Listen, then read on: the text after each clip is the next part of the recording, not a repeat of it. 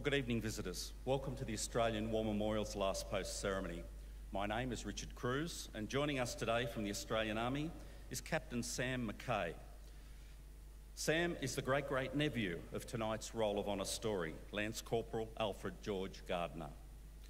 We also extend a very warm welcome to the extended family of Lance Corporal Gardner, whose story will be told shortly. We're honoured to acknowledge His Excellency Mr. Milorad Petrovic, Serbian Ambassador to Australia, and the accompanying delegation. We're also honoured to welcome His Excellency Mr. Milad Riyad, Lebanese Ambassador to Australia, Minister Alastair Coe, Leader of the Opposition ACT Government, Mr. Yassine Mohamedi, Attaché to the Algerian Embassy, and members of the Lebanese Forces Australia and all the accompanying delegations. We welcome the veterans who have served, those that are still serving, and the families that love and support them. We acknowledge the members of RSL and Services Clubs, RSL Victoria and RSL Queensland, who are watching the broadcast of this ceremony across Australia. During this evening's ceremony, wreaths will be laid at the base of the Pool of Reflection by family, visitors and students on behalf of Kingsway Christian College from Western Australia. I invite you all to please stand and join in singing the National Anthem.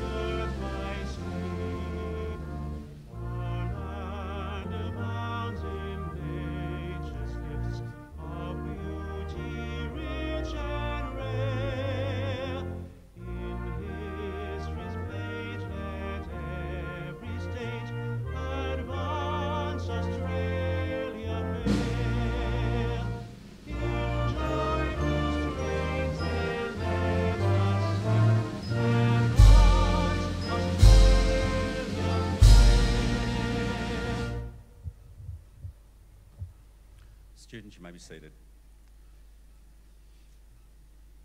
If there's anyone else that needs to sit, please do so now.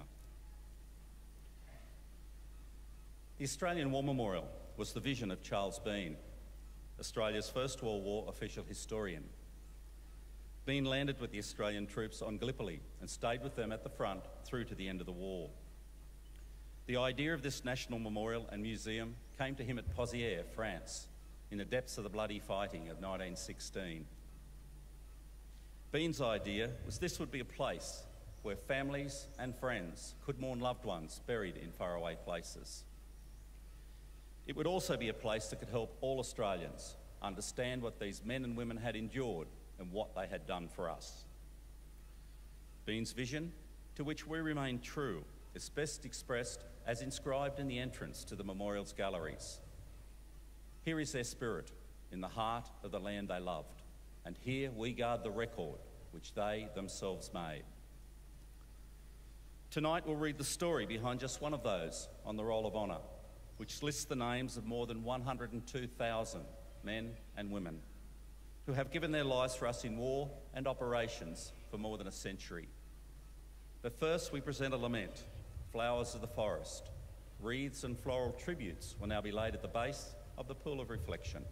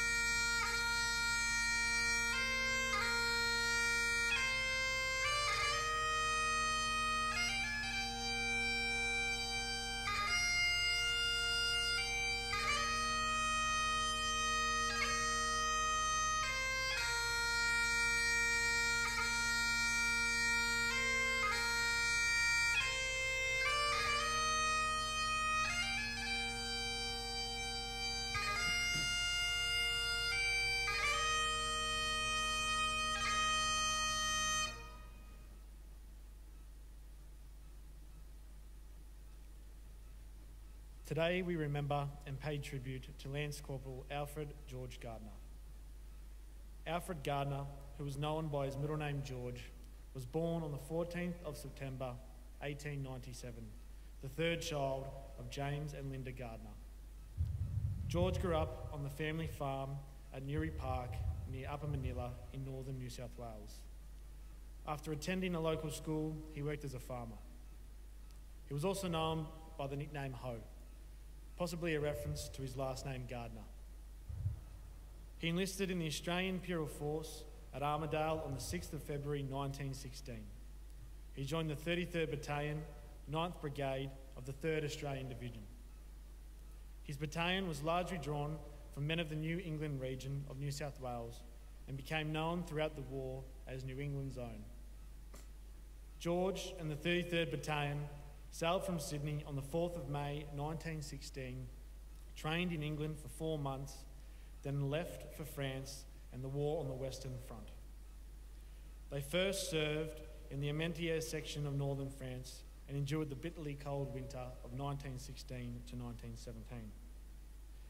For months after arriving at the front, they did not take part in any major battles, but instead endured the hardships and monotony of trench warfare, carrying out routine trench work and facing intermittent German artillery shelling. George was clearly a valued and important member of his unit. His commanding officer, Lieutenant Colonel Leslie Morshead, wrote that George distinguished himself by his courage, coolness, determination, leadership, and cheerful spirit. One of his comrades summed up his popularity by simply stating, "By Jove, he was liked." On the 3rd of June, as his unit moved north to the Ypres section of Belgium, George was promoted to the rank of Lance Corporal, a role in which he would lead a Lewis machine gun team. Only 4 days later, on the 7th of June 1917, George and the 33rd Battalion took part in the first major battle at Messines. This operation was designed to capture strategically important German positions on high ground.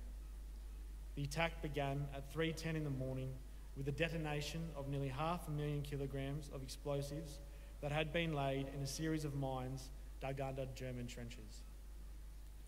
The mines had taken Australian, British, New Zealand and Canadian miners nearly 2 years to dig, and their effect was devastating. The 19 massive explosions inflicted an estimated 10,000 German casualties and demoralised the survivors. In the following attack, Australian forces were able to take their objectives on the German front-line trenches in a matter of hours. George participated in the initial advance across no man's land after the detonation of the mines. In the heavy German shell fire, he was slightly gassed but proceeded to his objective. In the midst of extremely heavy, high explosive artillery and shrapnel fire, George and his Lewis machine gun team dug into their position and prepared to provide protection from German counterattacks. As he lay down to take up his position, he said to his comrades, "I can stop them any way they come." Soon afterwards, he was struck in the chest by a piece of shrapnel and died almost instantaneously. He was 19 years old. At the time of George's death, his older brother Robert, who also served in the First World War, was on a ship on his way to the front. Robert had recently written a letter expressing his wish to catch up with his younger brother in France, not knowing that his brother was already dead. George's loss was deeply felt by his mates in his battalion. His company commander wrote of George's death, "I've lost the best man in my company." Another of his comrades, Private Ted Starr, wrote to George's family, telling them how popular George was, how he was always in good spirits, and how happy he would be to come home to Australia and see his beloved family again. George was buried in the Toronto Avenue Cemetery in Ploegstad Wood, Belgium, along with 77 other Australians who fell in the Battle of Messines. His grieving family wrote for his gravestone, "In strength of youth, he nobly gave his life for freedom and justice." Lance Corporal Alfred George Gardner is listed on the Roll of Honour on my right, along with 60,000 Australians who died while serving in the First World War. His photograph is displayed beside the pool of reflection. This is but one of the many stories of service and sacrifice told here at the Australian War Memorial. We now remember Lance Corporal Alfred George Gardner, who gave his life for us, for our freedoms, and in the hope of a better world.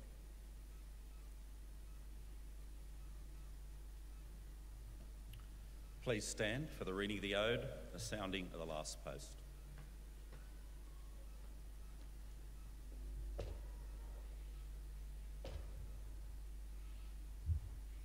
They shall grow not old as we that are left grow old. Age shall not weary them, nor the years condemn. At the going down of the sun and in the morning, we will remember them. We will remember them.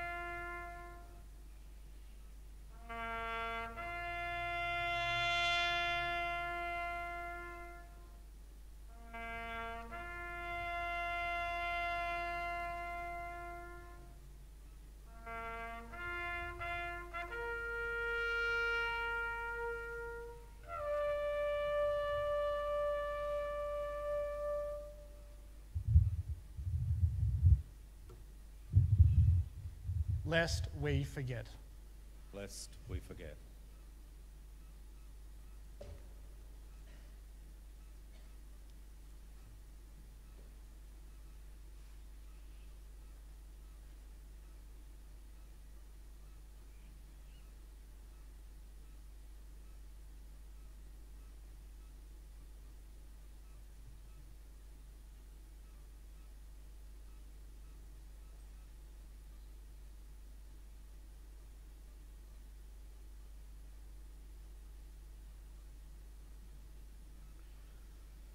We leave you this evening with the words of the memorial's founder, Charles Bean. Many a man lying out there at Pozières or in the low scrub at Gallipoli with his poor, tired senses barely working through the fever of his brain has thought in his last moments, well, it's over. But in Australia, they will be proud of this. Ladies and gentlemen, girls and boys, that concludes this evening's last post ceremony. We thank you for visiting the Australian War Memorial and wish you all a very good evening. Thank you.